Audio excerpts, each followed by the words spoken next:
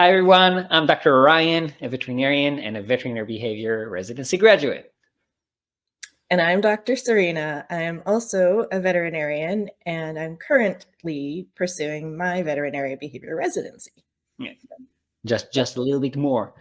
So today we're gonna talk about animal behavior, and we might share some experiences, watch some videos. And by the way, in the future, if you have a specific topic that you want us to address or you want us to discuss, feel free to comment below or shoot us an email or anything like that. So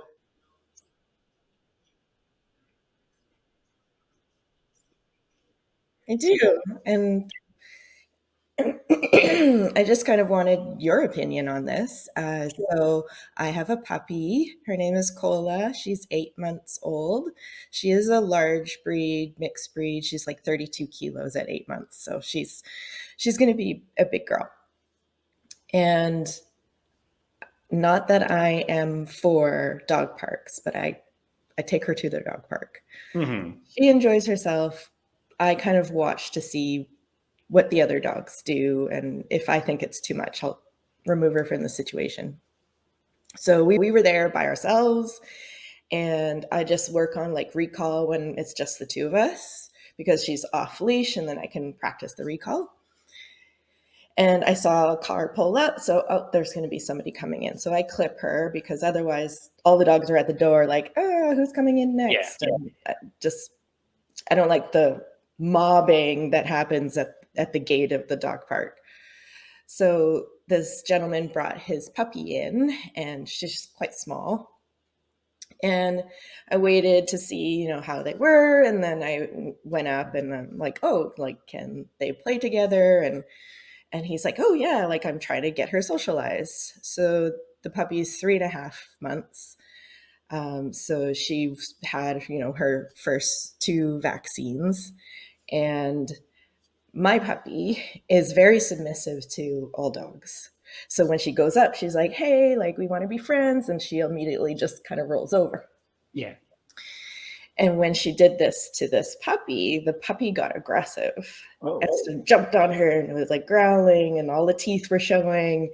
Mhm. And then the dog dad says, oh, like this is the first time she's growled at any dog.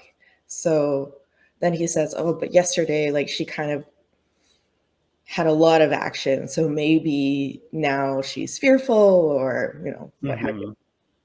Mhm. So he kind of pulls her back and is just like, okay, settle down. And I pull Cola back, and then Cola gets into, play bowing, and she's like, okay, like, hey, like we can play. And they ran around for a bit, and it was, very cute because Cola's 32 kilos and the puppy's, I don't know, less than 10 kilos. But the puppy's like a Rottweiler Husky. So they're playing and everything's fine. No more aggression. We're like, okay, this is good. Like, good interactive play, good experience for this little puppy. And then another dog comes. So I was like, okay, well, wait, let that dog come in. And then the two of them go over there to introduce themselves to that dog. And then Cola does the same thing. Hey, and then she rolls over. And then same thing, that puppy jumps on her, teeth are all showing, growling, snarling, and then the other dog is just like standing there barking, like, ah! And I was like, oh my gosh, now it's chaos. Yeah. So the owner of the third dog says, oh, she must be thinking and triggered to believe that she needs to assert her dominance. Mhm. But it's so innate in this puppy. It's not something like it's just triggered and Yeah. But I said to the gentleman, I said, oh, are you enrolling your puppy in puppy classes? Mhm. And he's like, oh, I have to wait until March. So I start counting like, okay, well, she's 3.5 months now. So Yeah. she's 14 weeks and you're going to miss that socialization. Exactly. Mhm. But I just wanted to ask your opinion. because it's my first time owning a dog. Hmm. And I see what her behaviors are. And then I see individual dogs in the vet clinic. Yeah. So I don't see dog interactions like that, that are that intense Hmm. and so immediate. So you mean like It's like the nothing that this pet owner has ever seen before from this puppy. right? And you're wondering about the situation that basically happened with both of the puppies and your puppy, like why? My concern is that this puppy is not going to receive appropriate guidance on how to behave. Oh, That would be yeah. my concern. So yeah, no. So and that's so true because that kind of like bring us to the dilemma that sadly our colleagues, the other veterinarians, which are many of them are not veterinary behaviorists, and in many of the vet schools they don't even teach them enough about animal behavior or about even like the basics of dog socialization. So you mentioned like the critical period of socialization, which sadly kind of overlaps the time we give them the puppy vaccines. So, for people who don't know, like the best socialization for puppies would be between, well, depending on the book that you read, but tell me if you have different numbers, but usually between like 7 weeks to something like 12 to 14 weeks. That's kind of Yeah, like and I say like 6 weeks to 14 weeks. yeah, okay. So about the same. And the puppy vaccines usually also start, again, depending if it's a puppy from a shelter or if it's a puppy that people got and it is in the home itself. But usually it's also around 7, 8 weeks. You do the first distemper vaccine, and Yeah, a month after that the second, and a month after that the third. When you usually do the rabies, so only around 16 weeks they get like the third and final for that year distemper vaccine. And many vets will say, don't take your dog, your puppy to the dog park. Don't take your puppy anywhere until he's fully vaccinated, and then they're yeah. gonna miss that socialization period. And I guess that's why also the trainer told them that they can't start working until March, right? Because they probably wanted the dog to be fully vaccinated. Or do you know if there was like No, I different? think actually it's just no, I don't know where he's going and taking his Okay. puppy for training, but Yeah. um, if you're looking for a positive reinforcement puppy trainer, Hmm. their classes are smaller Yeah. and they're only offered a certain number of times per week. Oh, And okay. so, like, for instance, I had to drive half an hour, whereas the same dog trainer runs classes 5 minutes from me. Yeah. But I was like, oh, you're training at that other facility? I'm going to Mhm. follow you. Yeah. Because we're very limited in the number of positive reinforcement or certified professional dog trainers or care and prior trainers in the area that I live Yeah. in. But I didn't want to miss out on that Yeah. window. Yeah. Um, No. So yeah. At the beginning, I was thinking that maybe the trainer was kind of like some of the veterinarians, and the reason he wanted to wait or she wanted to wait until March was because he was afraid of infections and stuff like that, mhm. uh, which has some. I mean, I understand the concern, but again, we also want to find like the pros and cons of exposing them when it's safe enough. And we do have studies that show that it's relatively safe to expose them at least after the second vaccine, after the Yeah. second December vaccine. They didn't see an increase in infections in that period. But I thought that maybe that was the reason, and I was going to say that then it's probably not a very good trainer. But I take it back because scheduling is an issue. Yeah. So it's definitely not that. And if that's the case, then yeah, I completely understand and I agree with your concern, because Mhm. if we are missing that socialization period, it's going to be, I mean, they can still do it, right? But it's going to be a lot more difficult. I mean, sometimes it's not going to be a lot more difficult, but it is going to be difficult to do that as correct socialization later on, because he's already trying to socialize the dog, Yeah. but if he's not doing the right things while socializing the dog. So, for example, if he automatically gets mad at his dog for, showing teeth because his dog is afraid, or if he's just taking his dog that's not used to seeing so many dogs at the same time, which many times can be, too much for a puppy that wasn't around other dogs before, and that's why maybe he's becoming aggressive, and Yeah. that's also not a good socialization. Yeah. uh, so yes, that might be a problem down the road. Yeah. I see it as a problem because he's using the dog park as his means of socialization, and Right. he admitted that, hey, like, she had a rough day the day before. Yeah. And then he also said, oh, well, like this morning when we were, walking over, there's this dog nearby that charges the fence and is quite like Uh-huh. loud.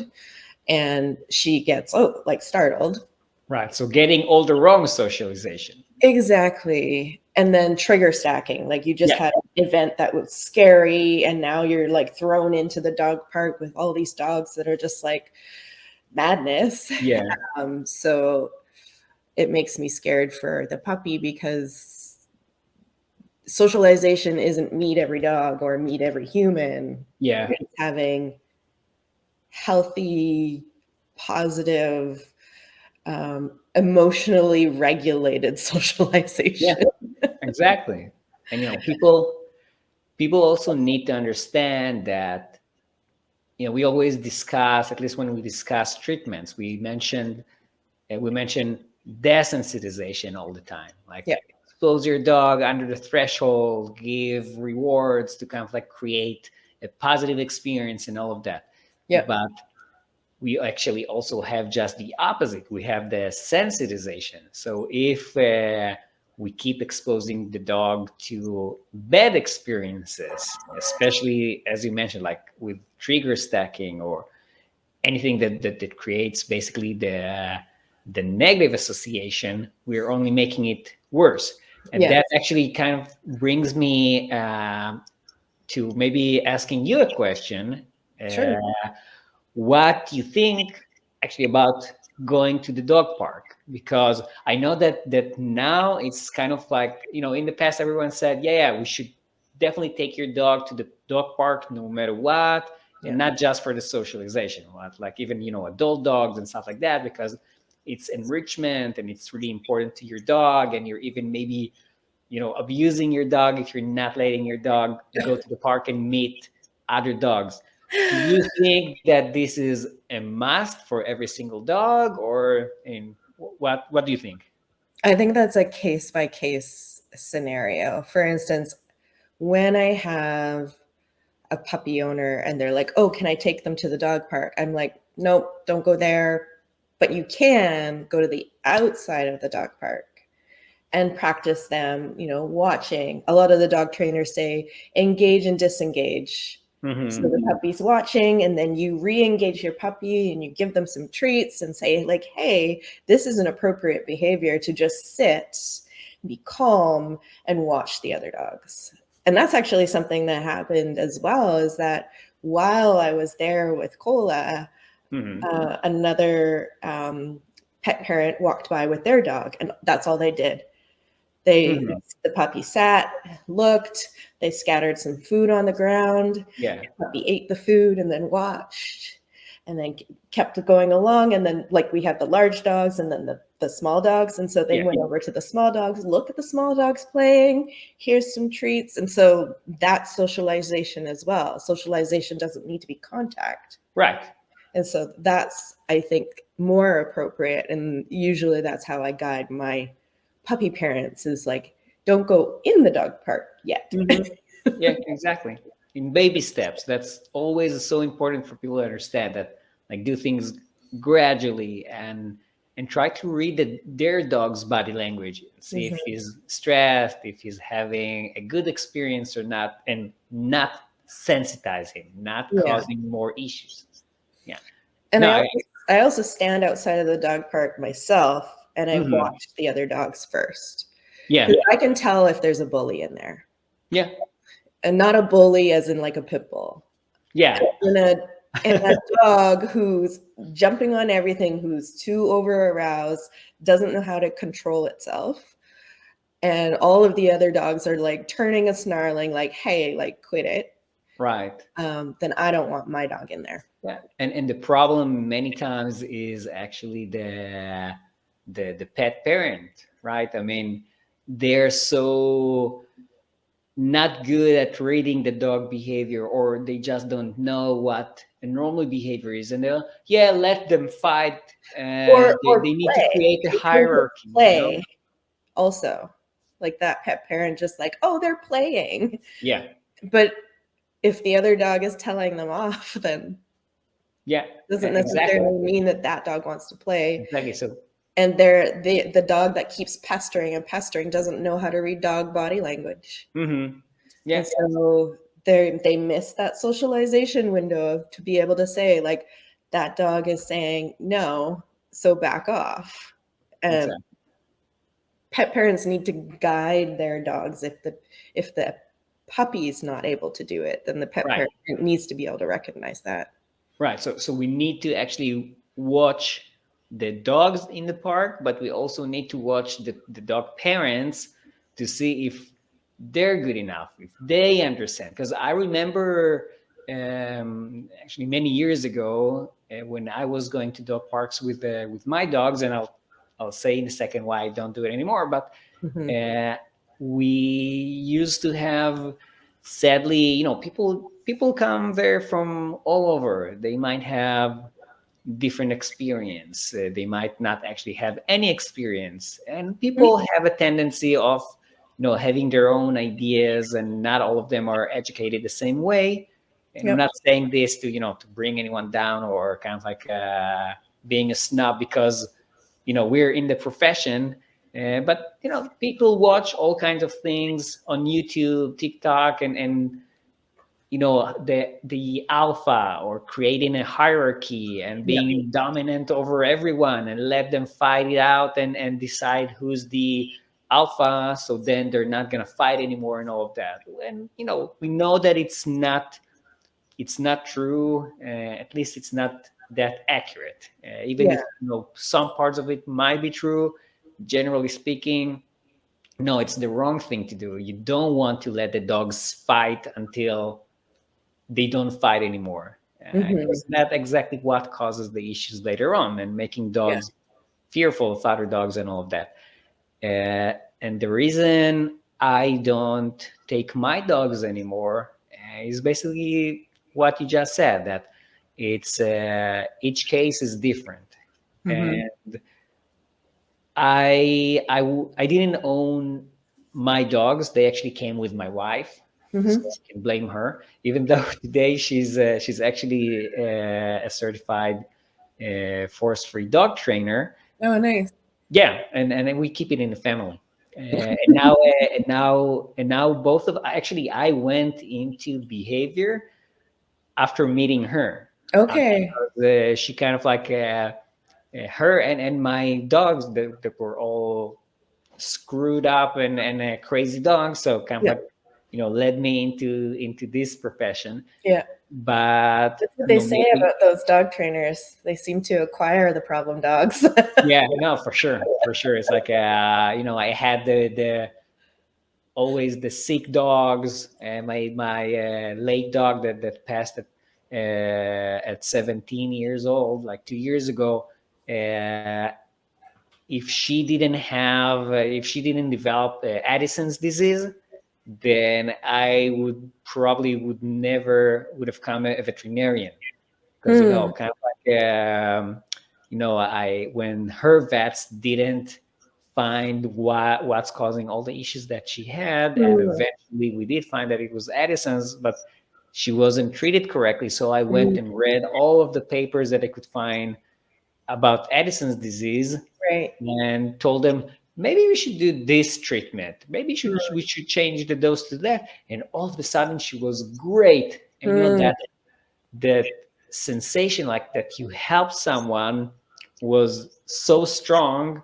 I was like, yeah, I have to go to vet school. yeah. But she was a crazy again. She was probably because of me wasn't socialized correctly. I adopted her from a shelter when she was a year old, Yeah. Yeah. but even after I did take her to dog parks and all of that. And at the beginning, she was like the most fearful dog, and kind of like what you're describing with your puppy. All the other dogs usually would attack her, Mm, and I'm like, yeah, it is what it is. She's gonna get over it. mm, Exposure therapy and all of that that many right. people always say.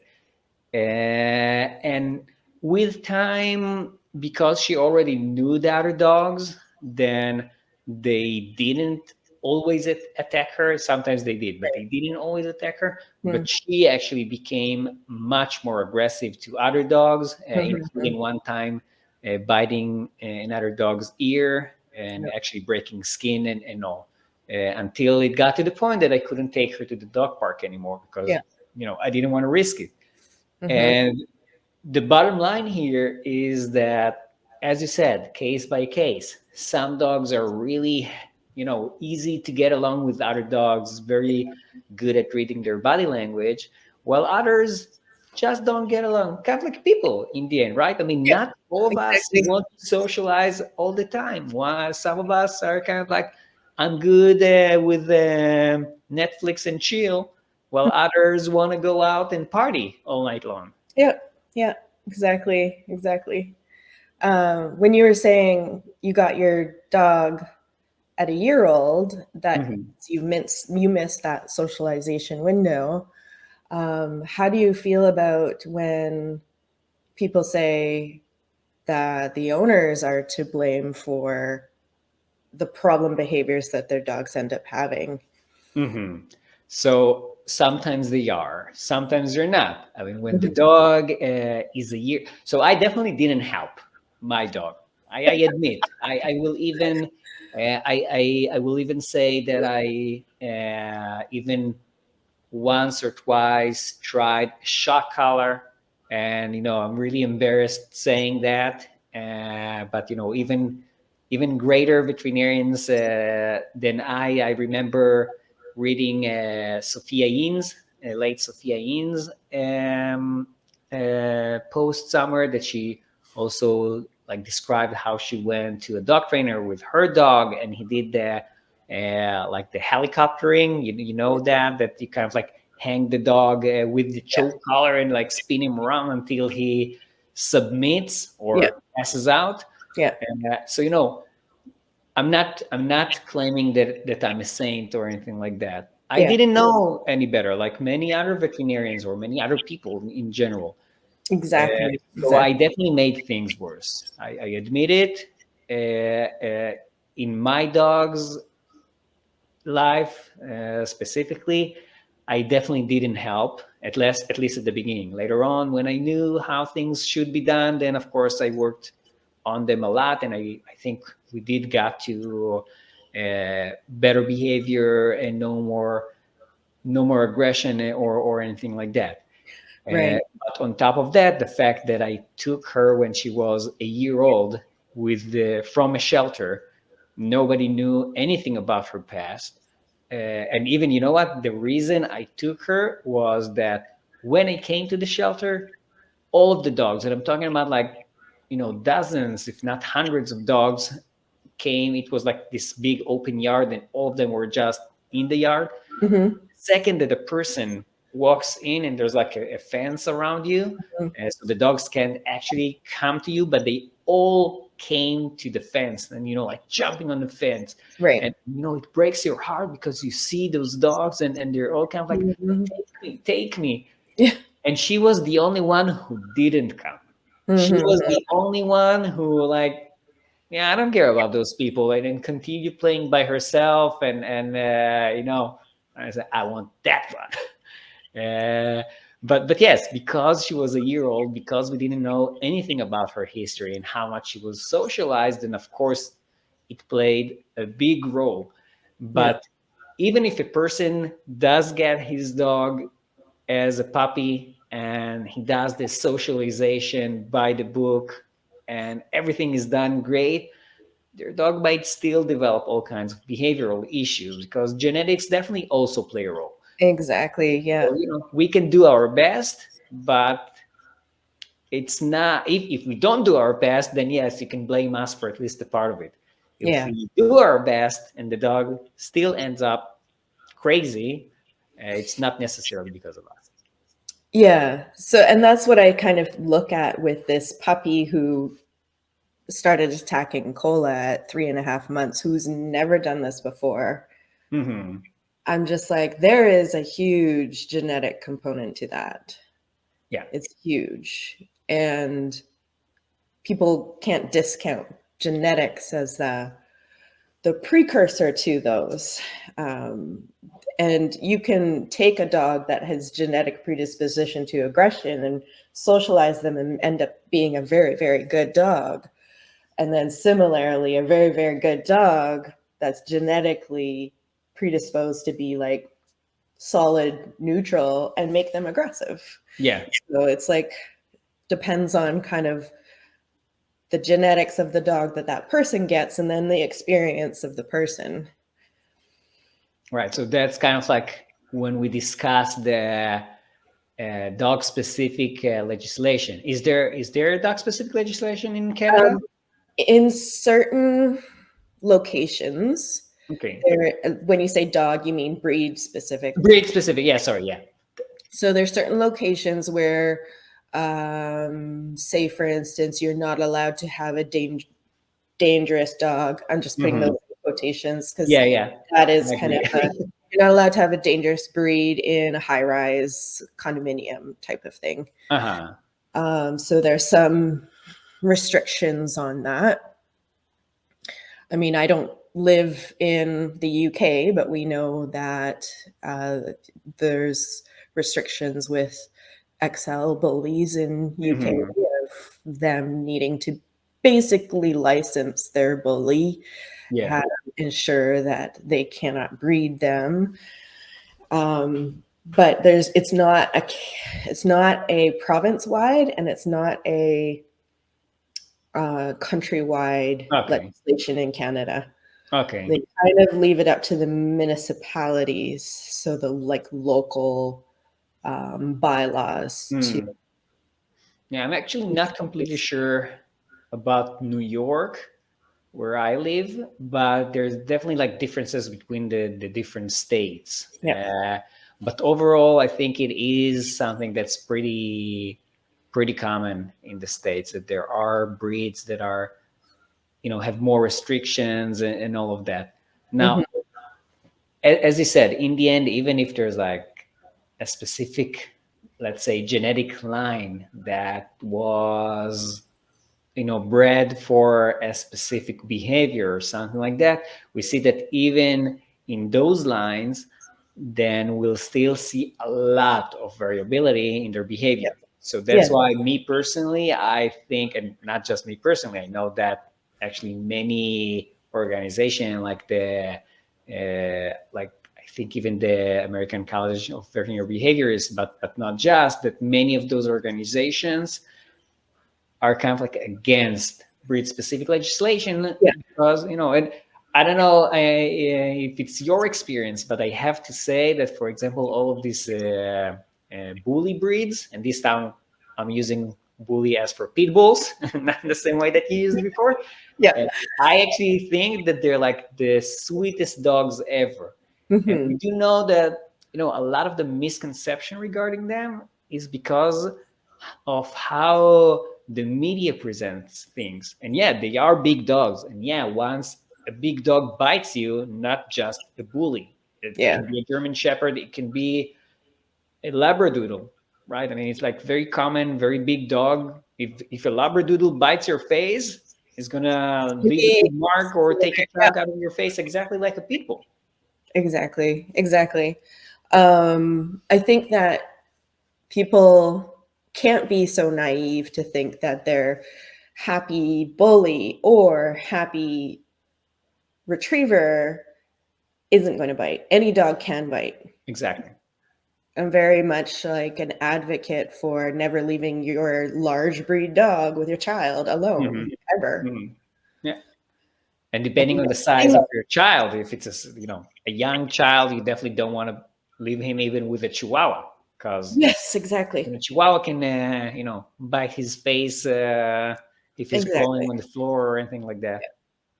Because there's parents that say, "Oh, well, they've never done this before," um, and then you probably already know about the statistics about how many dogs come to a veterinary behaviorist that are in pain. Yeah. So sure, they haven't done it before, but now they're aging and now they have Hmm. arthritis, and your child bumps into them and it's painful. And so those dogs are behaving in a way that makes sense to them. You hurt me, I need to protect myself. They're not what people would call extremely aggressive, but they're in pain. Yeah. And did you read Decoding Your Dog, the book that the I ACVB, like read especially? probably half of it. I read probably half of it. I haven't read the whole thing yet. Yeah, so I definitely recommend to everyone, our viewers and professionals and anyone that has a dog to read it, because it does give a lot of information from specialists and people that work with dogs and all of that, and is based on science. But there's a story there exactly about what you just mentioned that I actually use a lot as an example for dog owners, for pet owners. And they say, I hope I'm not mangling the story too much, but the story there is a dog. I'm pretty sure it was from this book.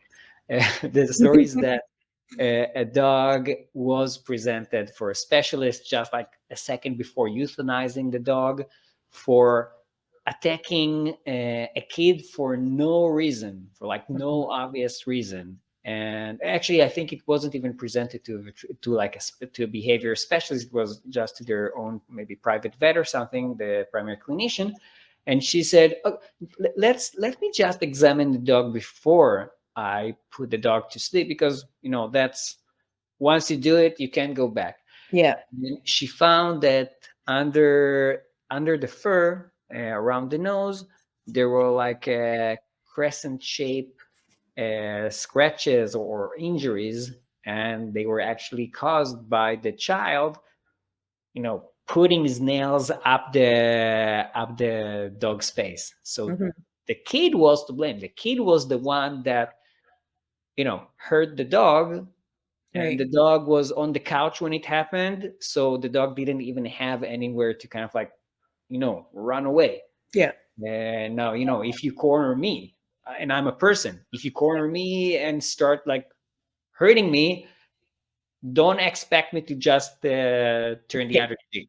Yeah. Yeah, I'm not a good Christian. I'm not even a Christian, but I don't turn the other cheek. So Right. if you're gonna hit me and I don't have anywhere to go to, I'm probably gonna try to resist. I'm probably might even hit you back, Yeah. and that's exactly what the dog did. Hmm. So yeah, pain and anything can cause behavioral issues, and we always need to understand what the cause is before we can blame the dog, blame the owners, and know what the right treatment is. Yeah. Yeah. Okay, awesome. So it's been about 34 minutes. So I think that today that's enough. Sure. Uh, but again, and I think it was great. Went pretty well. And I think many people will have some information about should they take their dog to the dog park or shouldn't they, and some breed specific legislation, and a lot of good, interesting topics. If you have any other topics like this or other questions, again, feel free to contact us or to write down in the comments. we're not promising that we'll discuss and address everything, but we'll do our best. Yeah, any closing statement? No, I think this is great. I mean, you had an idea, and then we just kind of ran with it. Yeah, no, it went pretty well. So thanks, everyone. Bye for now. Bye.